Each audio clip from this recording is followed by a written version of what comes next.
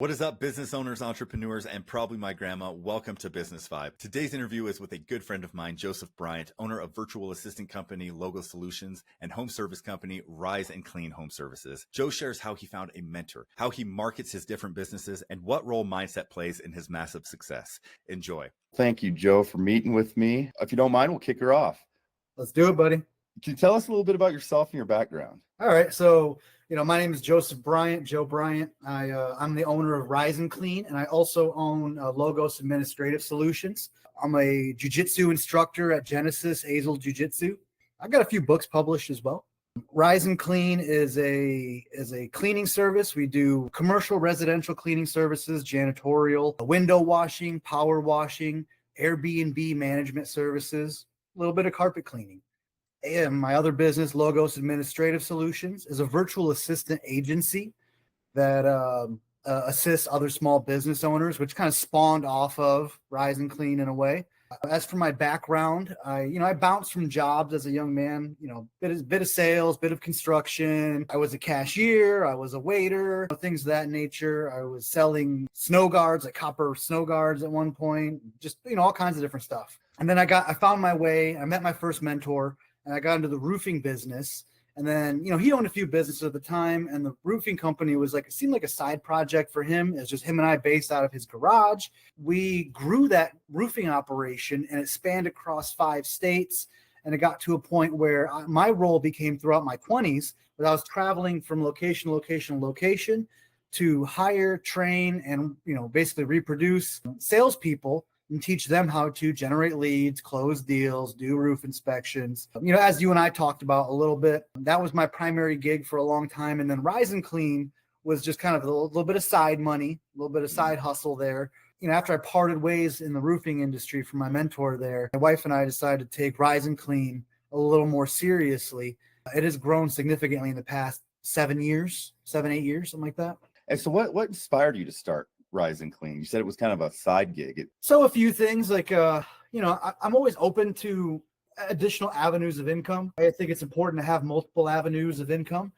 My wife grew up in a cleaning company, basically, so she has crazy amount of knowledge about, and forgive me guys, if I'm not speaking as clearly as I usually do. I just got my lip busted open this morning in a jiu-jitsu class. So she had a lot of experience and just a crazy amount of knowledge about cleaning that is beyond the normal, like how to make copper shine, how to get stains out of granite, how to do all kinds of stuff like that. And we're just sitting on that knowledge. And we would have a lot of, with the roofing business, we're in a lot of homes. We're getting to know people.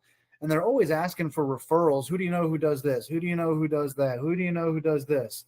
And a lot of time we'd get people asking for cleaning companies. So I would sell the roof and then, not push it ever, a little unprofessional, I guess. But if it came up and they said they're looking for a housekeeping service, but actually we have a couple gals who we can, more happy to get you a quote here. So we just kind of started as a little bit of icing on the cake, so to speak. And then over time it began to pick up some considerable momentum. And now, we're a member of the Chamber of Commerce here in Azle, Texas. We take care of some of the biggest companies and other businesses in the area for their janitorial services. So Rise and Clean is pretty established now. That's so cool. And so as you were growing Rise and Clean, when you were still working for that roofing company, how did you balance that workload? So, and that was something that began to change and shift over time because, again, in the beginning, it was more like an afterthought. If someone wanted cleaning services, cool. A few extra dollars in the pocket, we'll schedule it up. Not a big deal. Maybe we get a referral. Maybe a lead comes in organically. Great. Not a big deal. But I wasn't committing a whole lot of time to it. And then, it kind of grew organically to a degree.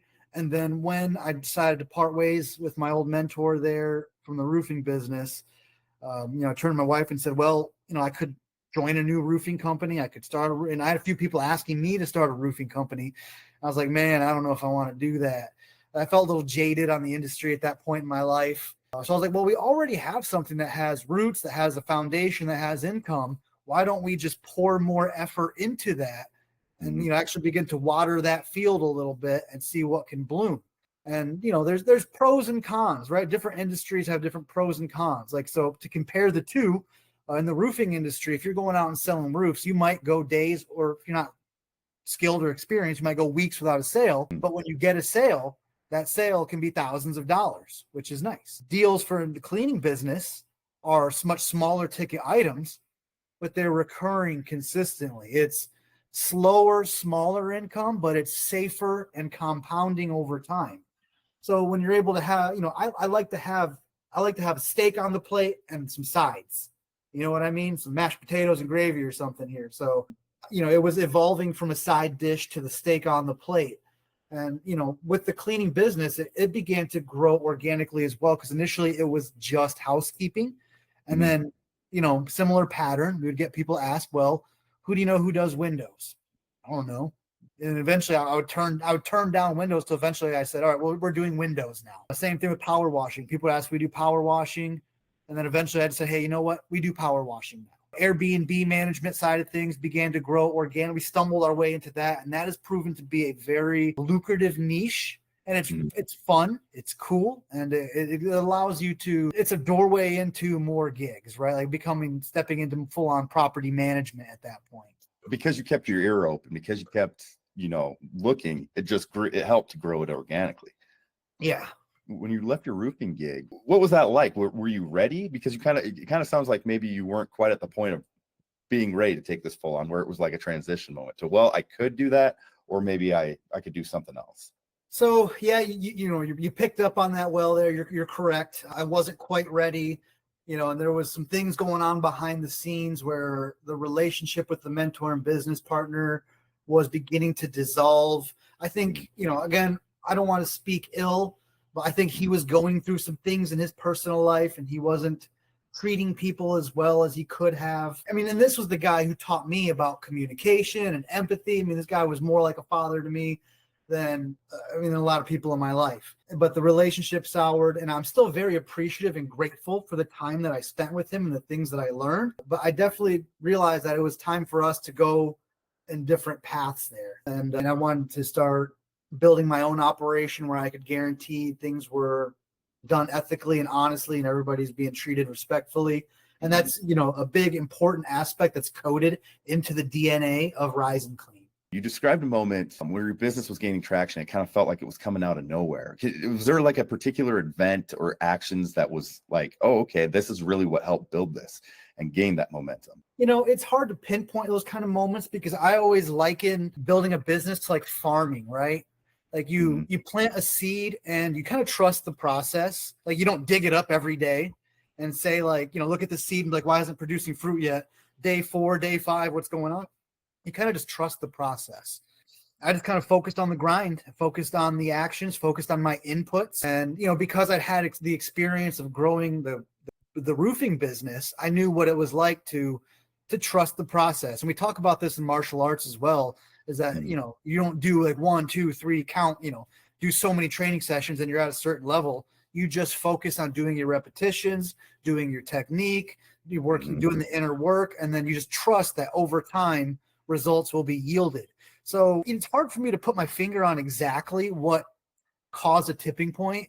It's taking the fundamental actions of marketing, networking, building your administrative, setup, your protocols, your standard operating procedures, and then beginning to put more effort and consistency into it. Again, like martial arts, just long-term compounding effect of having the right habits, the right inputs, of trusting that your marketing will produce results, and then not getting discouraged when it's not happening as quickly as you like. Right now I feel like I'm looking at a level that I wish I could get to, but then a few years ago, I would look at the level I'm at now and think like, there's no way I can get to where I'm at. So it's just about kind of, again, trusting the process and focusing on what produces results and not getting distracted or too divided by whatever's trendy or cool in the entrepreneurial world right now, but just focusing on like what produces results, what puts jobs on the boards, do more of that consistently, and then refine your processes. What have you found that's really worked to move that needle as far as this is definitely working? I'm going to keep doing this. There's a few different directions I could go to on that topic.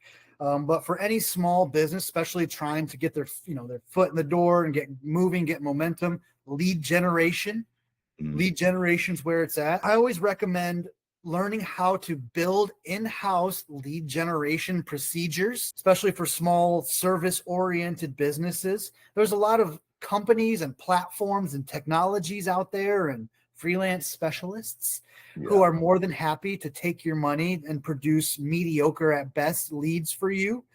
And there's so many different routes you can go down that road, and I've gone down them. And I'm not particularly natural or talented at this. I've just done exhaustive trial and error. I've tried Yelp. I've tried a handful of times.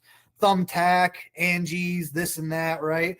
And I've just never found a good outsourced lead generation process that produces the quality of leads that I want, right? Like you can, there's a lot of companies doing great with sites like Yelp and Thumbtack and whatnot, but I'm sure they would agree that they're sorting through a lot of dud leads as well.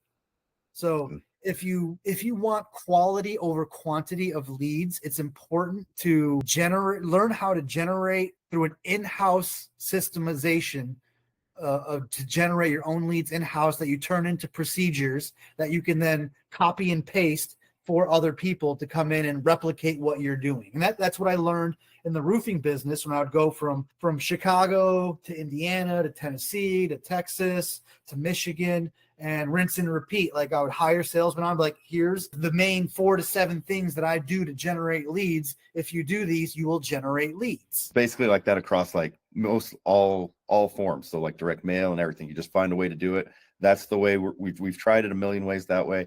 This is the way that's going to work. Let's keep doing that. So now you have multiple channels and SOPs for all of them. Correct. And, it's important to find, avenues of lead generation or strategies or tactics that actually put leads on the board. And then you begin to layer them on top of each other. And that's when the compounding effect magnifies significantly. And you start getting more and more high quality leads at a faster rate. So I went from a point to struggling to try to put leads on the board to I have to periodically turn our marketing off because we get so booked. Well, that's a great problem to have. It's a good problem to have indeed, sir. Like I know I don't want to beat a dead cat here, but like have you found like maybe 1 or 2 of these channels that are just blow away all the rest? Absolutely. And I'm going more in depth into this in my next book that I'm writing. I'm finishing my 4th book, which focuses on lead generation tactics for small businesses. Some which are might be twists on common ways, and some that might be a little less common. Facebook groups. If you're not leveraging the power of Facebook groups, you're missing out big time. And again, that has a compounding effect. And I can go on about ways to utilize Facebook groups because I talk to a lot of other small business owners. I do a little bit of consulting myself as well upon request. I'll tell people Facebook groups, say, oh, okay, I'm using Facebook groups, but I'm not getting anything. I'll say, how are you using Facebook groups? Show me what you're doing. And, it's like being involved in a community, right? So like a big part of it is, and I would replicate these strategies from market to market to market whenever I moved around in the roofing business. The obvious ones, you want to do your own posts. You want to throw your posts in there. You want to follow the rules because some groups you want to find local Facebook groups. So I'm in Azle, Texas. So I'll join Azle, Lake Worth, Springtown, Weatherford Facebook groups. Some of them have different rules. They'll only allow you to post on Monday or only post on Friday. Adhere to those, which sometimes I've slipped up, and otherwise they'll kick you out. So you want to make sure to hear those groups. You want different kinds of posts. Okay. There's direct marketing attacks, which are good, where they produce results.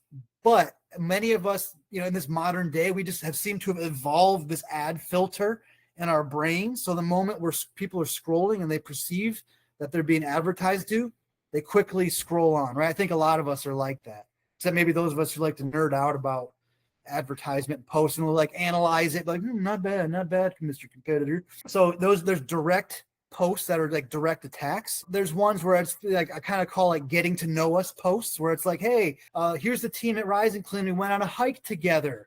Or, hey, here's the team at Rise and Clean. I took the team out to see Deadpool, the movie yesterday. Or I'll do getting to know individual members of my team. Like, hey, you might see one of our team leads, Phil. Here, Phil likes to do this. He's a blue belt in jiu-jitsu. He was a soccer player. He does this and this. So it's kind of broadcasting our signal but we're not asking for anything in return. We're not directly advertising to you. We're just saying, hey, get to know our team a little bit. There's another kind of post that I enjoy doing, which is posting about other local businesses. And this is a whole topic that I could dive further into, but you want to form alliances with other small business owners, not unheard of, but you kind of want to encourage them and you kind of teach them, train them in a way to market you the way you market them. And I always start this relationship by, like say, Corey, you're a local realtor. So I'm not going to tell you to say, hey, Corey, start marketing me, please. But I'm going to show you, hey, I'm going to make a post from my business page in a local group. It says, hey, meet my friend Corey. He's a great real estate guy. He's a sharp dude. He knows a lot about X, Y, and Z, and he's just a friendly guy. So if you need a good realtor, talk to Corey. So again, this is me broadcasting the Rise and Clean signal out into the world. I'm not asking for anything. In fact, I'm putting someone else up. So, I'll periodically just promote another business or another service provider of some kind. And just to show that, hey, I'm a part of the community. I'm involved. I'm not always just trying to take. I'm trying to give sometimes as well. And this is like farming. Like, I'm not going to tell you, you're going to post one time about someone else and you're immediately going to get rich and famous, right? Like, these are the kind of things that take time, and we begin to layer different types of posts over time, and people just begin to just know your company in the area. We also hear about like how powerful word of mouth referrals are. Do you see that too, being that in your business? Of course. Word of mouth, there's, again, I'm a martial arts nerd, so I always draw comparisons, but like the fundamentals, just like we talk about martial arts, the same thing in business. Like, there's all kinds of new, cool, fancy stuff you'll see clips on and people will wax on philosophically about. And there's some good stuff there to be had, for sure. But the power of fundamentals are basics executed with consistency at a high quality will always produce results. So word of mouth, of course, producing good results, operating honestly, ethically, quality results will always pull you good gigs. Not being shy to ask for referrals, not being shy to check in with someone. Like, if you know someone who is well connected in the community, periodically check in, say, hey, Corey, the property manager, happy Monday, dude. How's business? Hey, man, I just want to check in. I'm trying to, fill up the schedule here for some power washing gigs. Any of your listings need a driveway freshen up for their listing photos? I can make that place look pretty for you. Let me know. I got you taken care of. Have a great day. Right. So I'm checking in. I'm in your face, but I'm not like a pushy salesman, but I'm a little pushy, I guess, but not, I'm the message I'm trying to broadcast is, hey, I haven't forgot about you. I'm around if you need me. Some beautiful advice.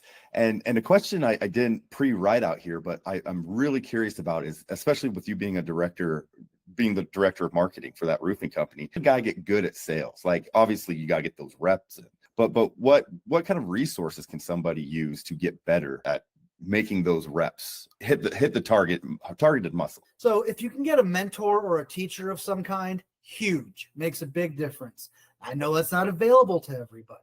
If you can find an equal or a partner or a fellow newbie and someone that you can practice with, drill, like in martial arts, we drill, right? Like, me and a buddy, we both might not be great at a triangle choke, but if we sit there and we go back and forth practicing our triangle chokes on each other, we're going to get better at it. Dealing with objections. So like, if you and I decided, Corey, let's sharpen our sales skills together, you pitch me and I'm going to give you objections, and then you practice overcoming those objections. If you're willing to record yourself, that's huge as well. There's a lot of great books and videos out there, a lot of killer content, and it's good to absorb and understand that there's sales authors, influencers, what have you, and they will have some killer nuggets, but that doesn't mean you have to drink up and absorb everything they say, because there's almost no sales coach or speaker that I agree 100% with everything they say, but they have some beautiful nuggets to take from each of them and put it together and kind of modify it into your own game. So moving to how you find great people, you employ several people. How do you find those great people to work for you? How do you know these guys are going to work out in your environment? So, and again, there's a few different directions we can go down on that. Industries, can be a little industry specific. So the way I would hire for the roofing business, that was commission only sales, was very different than the way I hire for Rise and Clean, because it's a very different mindset from a day-to-day cleaning tech versus someone who is a commission-only salesperson. So like for the day-to-day cleaning tech, I'm looking more for attitude than anything. Like even if they don't have the experience that I necessarily want, if the attitude is there, I can't teach attitude. At least I don't know how yet. If you can, I'm open to the hearing about it. But I can teach the technical side, or I have people who can teach the technical side of the cleaning business, window washing, what have you. So I look at attitude first. I look at, the basic, the fundamentals. Are they on time? Are they respectful? Are they, they trying to appear professional? What does their resume say? For the cleaning business, I would ask things like, explain to me how, you say you have cleaning experience. How do you clean a bathroom? Okay, you say you have power washing experience. Explain to me how the best way, how do you mix your sodium hypochlorite? To try to give some industry specific ones. Now, if you're hiring commission salespeople, you're looking for someone a little bit more of an edge, with someone who's got a little more like that, like I want to go out and get a slice of life there. And, you want to suss out their experience. But probably one of my favorite tactics to employ when hiring commission-only salespeople, I always told them no. No matter how well they interviewed, by the time we were done, I'll be like, well, you seem like you have a lot of experience. You seem like a really sharp guy and likable, but I'm just not sensing that you're a closer. So I don't think this is going to work. And then I would shut up and look at it. That's so cool. And a lot of people be like, well, Joe, it's nice meeting you. Thank you very much. And if you ever need anyone, just let me know. And, and I'm thinking like, no, I liked you. Fight back. I like you. Fight back. That's what I'm looking for. This is an objection. We're doing a sale right now. And I gave you an objection and you just fold. Man, that's too bad. That is the coolest thing I've ever heard. Yeah, you're literally making them close themselves. Close me, fight me, push me back. When I have people be like, well, buddy, maybe you're not listening then, because I am a closer and here's why. And they'll go in and share their record with you. And I was the top salesman at this Ford car dealership and I did this. And I'm like, okay, all right, now we can go. Now we can talk. Circling back to attitude, what things are you looking for on attitude? And I think, maybe somebody could think, okay, this is an obvious, but I think a lot of people really don't understand how much attitude affects how people, see them. So I'm looking for positivity often, and I'm looking for signs of energy. Like if we're talking and someone is just lethargic and they're just not high energy and I did this in my last job. Right. And they're forcing me to lead the conversation. Like, so tell me about that last job, right? Like if you're making me work to pull information out of you, that's already a red flag to me. If someone is already bad mouthing their previous employer, like, I get there's some genuine things that might need to be brought up, but if I can tell you have a focus on negativity, red flag. Right. But if someone seems positive, upbeat, they're like energetic and they're like, yeah, I really, and they're honest, like, hey, maybe I don't have the most experience in what you're doing, but I would love to learn. I want to be a part of your company. Right. Like I just hired a guy on not long ago who was telling me he, reviewed our company and our social media. And he loves seeing that we do things like go for hikes together, do like self-defense seminars and teach jujitsu and do all these extra things. He thought it was really cool and it's something he wants to be a part of, and he wants to be, grow with the company. And I was like, dude, I'm sold. So like, there's a desire there beyond like, I don't know. My mom says I have to get a job if I want to keep living in her home. So I've applied to whatever. It's like, all right, dude. Yeah, you're not going to make the cut, buddy. Exactly. So I'm looking for like energy, positivity, coachability. Those are the raw materials that I can work with to refine someone. And, I'm more than happy to give someone a chance, because someone gave me a chance when I was very rough around the edges, to say the least, as a young man. And, I'm a bit of a sucker for an underdog, I guess, because that was me. So, again, like a positive attitude and good energy can open a lot of doors. For Rise and Clean specifically, how do you make sure there's a quality of work being done when you're not there to watch over your employees? We always send a team of cleaning techs with one team lead, sometimes two for like really big projects and days and stuff like that. But every team has a team lead on site. So the team lead is responsible for, we provide the vehicle, tools, supplies, uniform, all that. And then the team lead, everybody meets at our location in the morning. Team lead loads everybody up in the vehicle, make sure the car is prepared as it should be, has all the tools and supplies. They drive everybody from location to location. They tell them, okay, hey, so-and-so, you're on bathroom, so-and-so, your living spaces, so-and-so, you're dusting, wiping, kitchen, yada, yada. And the team lead will participate in some cleaning as well, depending on the situation. And they'll do rounds.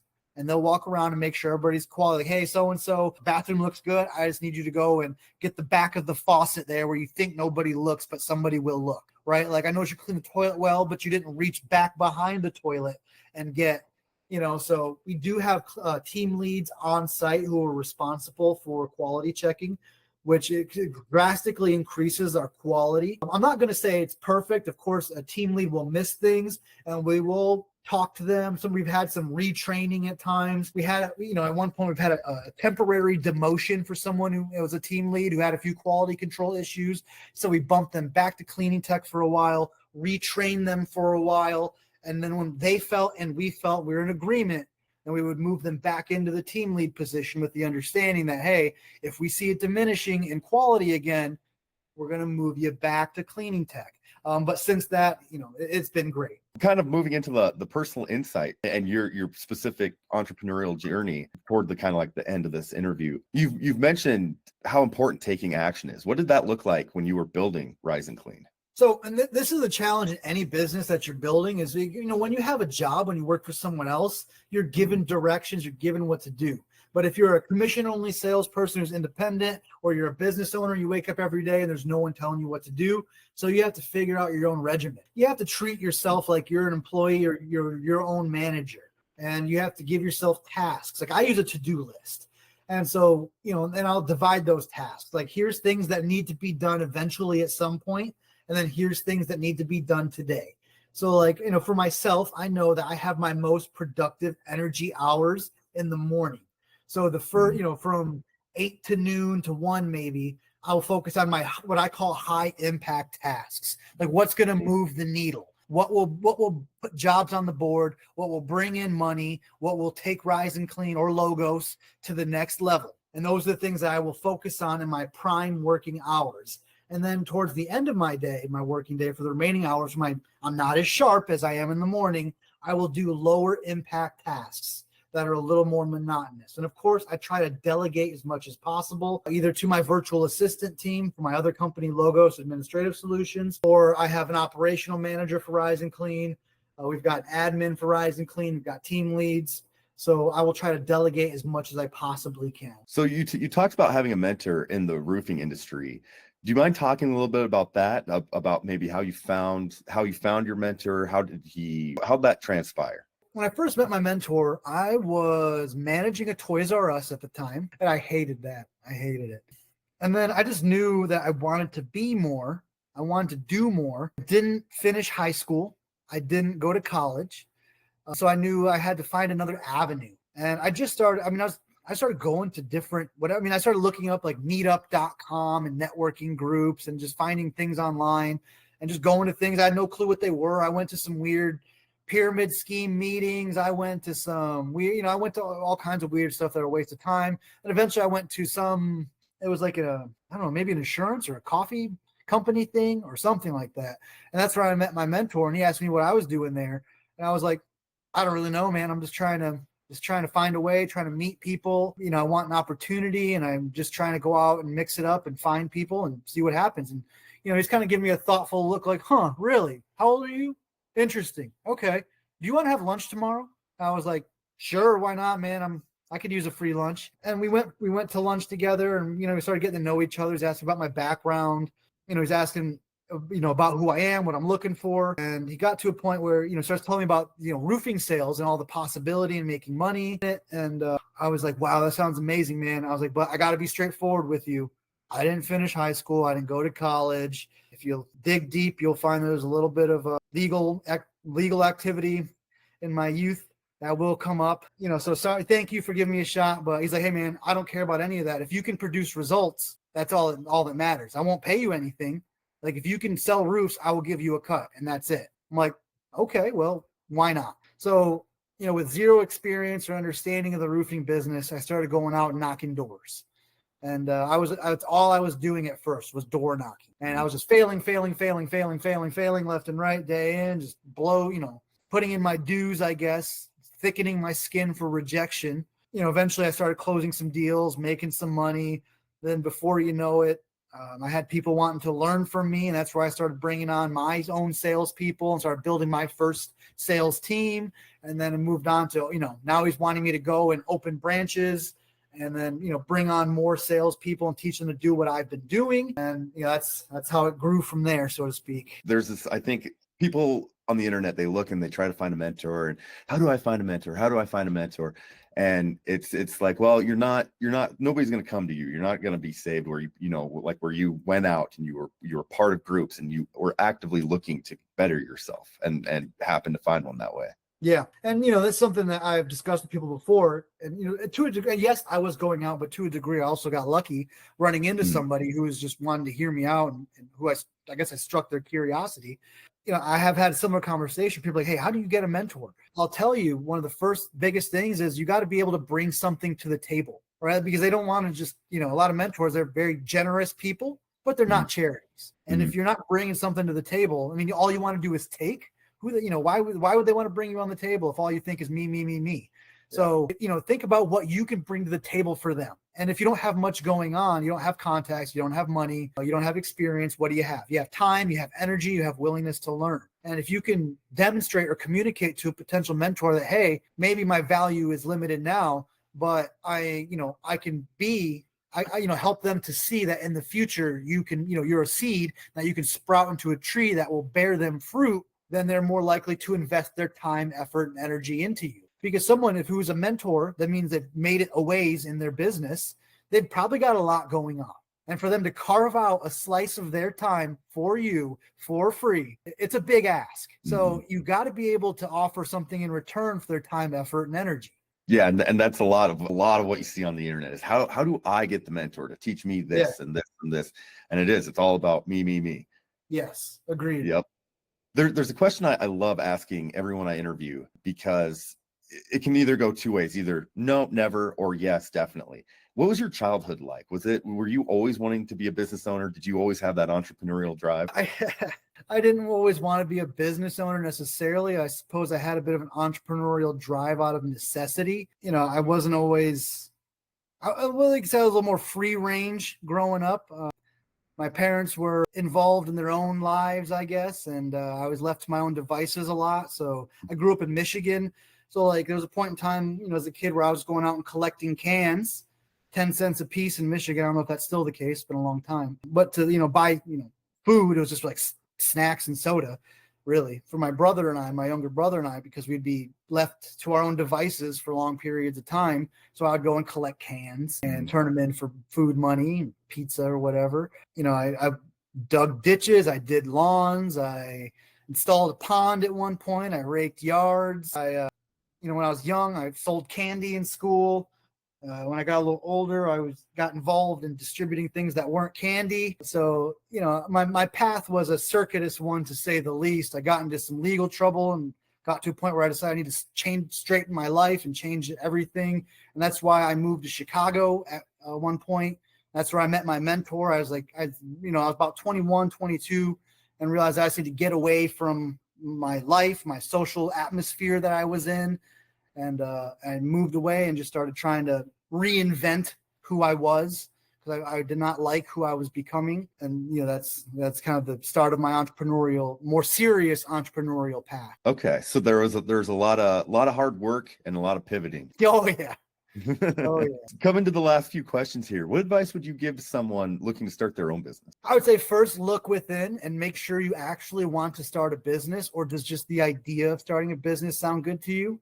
Because it is not all glamour. There is risk, there is pain, there is discomfort, there is sacrifice. And if you still want to, you have to identify a few core actions and understand that no one is going to come to save you. No one is going to push you. You have to push yourself. You have to discipline yourself. You have to manage yourself. You have to figure out a core group of actions that will put money on the board.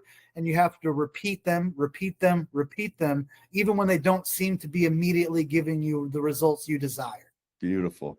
Is there anything else that you'd like to share that we didn't, or add that we didn't cover? I would say, man, I guess I could go on because I can nerd out about this kind of stuff. Dialing in your lead generation is wildly important. Knowing, when to dive into your work and then when to resurface and disconnect for a little bit.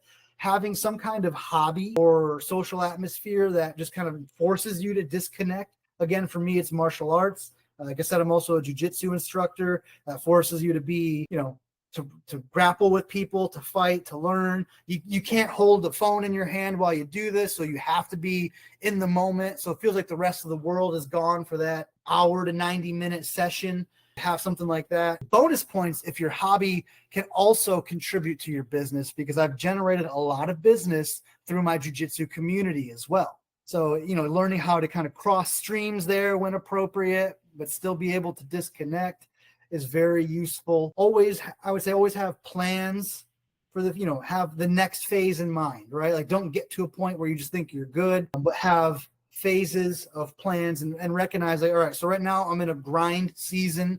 I'm in a grind phase where I got to focus on putting money on the board. Then when I put the money on the board, when I get to the $10,000, $20,000, $30,000 mark, then I invest in the big piece of equipment or the software or the coaching. And then that will allow me to ascend to the next level. And then I'm back in a grind phase. I'm using the new equipment or the new software. And then I'm putting more money on the board and I'm filling up the war chest, so to speak, for the next big purchase or investment that will allow me to evolve to the next stage. Where can people find more information about you and your services? Well, I'm always available on Facebook, Joe Bryant on Facebook, Rise and Clean, www.riseandcleanpro.com. Also on Facebook, on Google My Business.